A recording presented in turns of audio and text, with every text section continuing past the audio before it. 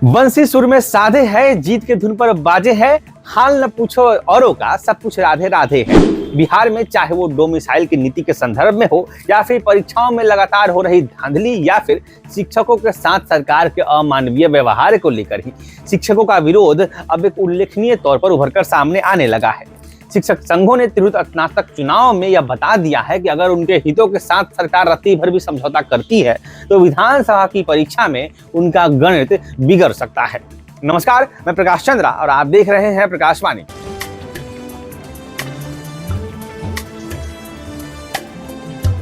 जय बिहार सरसों तेल, सस्ता नहीं कुछ अच्छा खाइए। तिरहुत स्नातक विधान परिषद चुनाव में वोटों की गिनती के बाद जो नतीजे सामने आए हैं उसमें कहीं न कहीं सरकार की चिंता बढ़ गई है। इस तमाम स्टार प्रचारक उतारने के बाद भी एनडीए तीसरे पायदान पर ही नहीं बल्कि चौथे पायदान पर चली गई है। ना मोदी का मैजिक चल पाया है, ना नीतीश का तीर। प्रशांत किशोर की रणनीति भी रन आउट हो गई है। हालांकि उनके प्रत्याशी जनसुराज के विनायक गौतम दूसरे पायदान पर रहे हैं।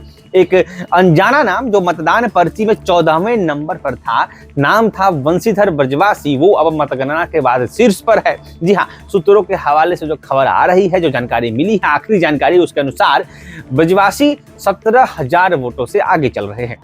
बंसीधर ब्रजवासी शिक्षक रहे हैं। सरकार की गलत नीतियों के विरोध के कारण उन्हें शिक्षा विभाग ने निष्कासित कर दिया था, जिसके बाद ब्रजवासी ने एमएलसी चुनाव लड़ने की ठानी है।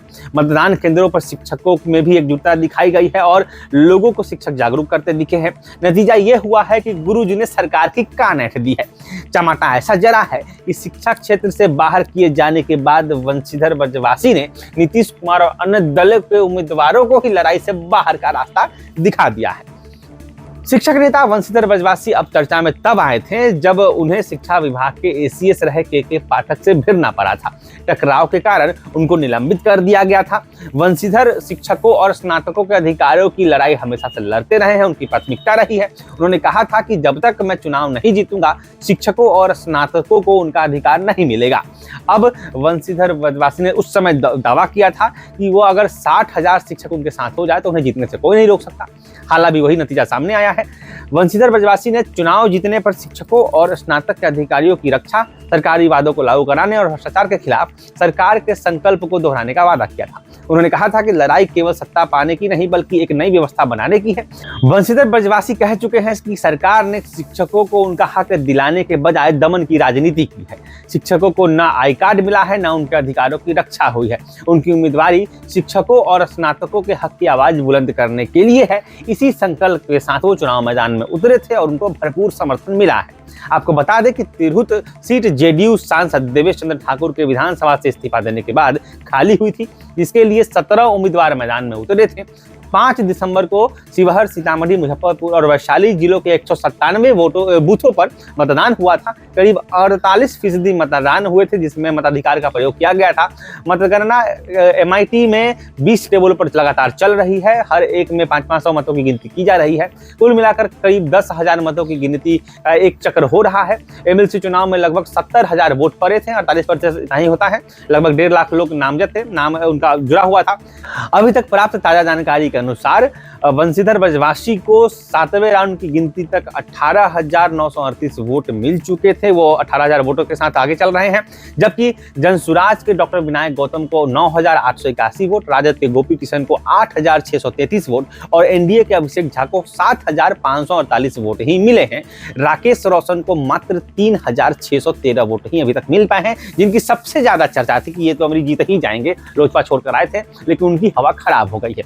बंसीधर ब्रजवासी ने वो कमाल करके दिखाया है। सरकार अब लगातार शिक्षकों के हितों के साथ समझौता करती रही है। हाल ही फिलहाल में बीपीएससी शिक्षक अभ्यर्थियों पर भी लाठीचार्ज हुआ था। तो शिक्षकों को लेकर सरकार जिस तरीके से अंदाज कर रही थी, उसके बाद से हालांकि पहले समझ जाना चाहिए था कि जैसे ही सरकार ने शिक्षकों की मांगों को मांगना शुरू किया था, उनकी छुट्टियां फिर से वापस की गई, समय सारणी में बदलाव किया गया, स्कूल की टाइमिंग भी चेंज कर दी गई और वो लागू कर दिया गया, जो पिछले 6-7 महीनों से नीतीश कुमार के विधानसभा में कहने के बावजूद भी लागू नहीं हो पा रहा था। तो ये एक इशारा था कि सरकार शिक्षकों के ताकत को भांप चुकी है। उसको डर था कि कहीं एमएलसी चुनाव में खेल हो सकता है और खेल हुआ ही नहीं है। शिक्षकों ने, उनकी एकता ने साफ ही इशारा दे दिया है कि अब कुछ नहीं हो सकता, अगर हम एकजुट हो गए तो आपकी ऐसी की तैसी। हालांकि विधानसभा चुनाव में बूथ एजेंट से लेकर के जो मतदान पर्ची बांटते हैं वो सब के सब शिक्षक ही होते हैं। तो कहीं ना कहीं सरकार अगर इस बात को नहीं समझती है कि विधानसभा चुनाव में क्या नुकसान होगा और शिक्षक अगर अभी भी वो शिक्षकों के हितों को नजरअंदाज करती है, तो विधानसभा चुनाव में निश्चित तौर पे एक बड़ा घाटा देखने को मिलेगा। और वो उसका एक छोटा सा उदाहरण एमएलसी तिरहुत के स्नातक विधान परिषद चुनाव में शिक्षकों ने उसका एक नमूना दिखा दिया है। आगे सरकार क्या करती है ये आगे चर्चा का केंद्र रहेगा। सरकार इस पर हम भी नजर बना के रखेंगे। फिलहाल जो अभी का अपडेट है वो आपको बता रहे हैं कि अभी भी गिनती जारी है। जो हम अभी जब खबर पढ़ रहे हैं गिनती जारी है, लेकिन जिस कदर उन्होंने लीड ली है ब्रजवासी ने, उसके बाद ऐसा लग रहा है कि अब पछड़ पाना मुश्किल होगा। लेकिन ये एक बड़ी जीत शिक्षक संघ की तरफ से। फिलहाल मैं प्रकाश चंद्रा, आप देखते हैं प्रकाशवाणी को, और अगर आपको इस पूरे खबर पर कुछ कहना हो तो हमें कमेंट में जरूर बताइएगा। जरूरी हमारे साथ देखते रहिए प्रकाशवाणी। धन्यवाद। ये है शहर में अपने फील्ड के दिग्गज। आप भी बताइए, आप हैं किस फील्ड के दिग्गज, ताकि हम बता सकें अपने दर्शकों को। जुड़े प्रकाशवाणी के डिजिटल मीडिया प्लेटफॉर्म के साथ आज ही।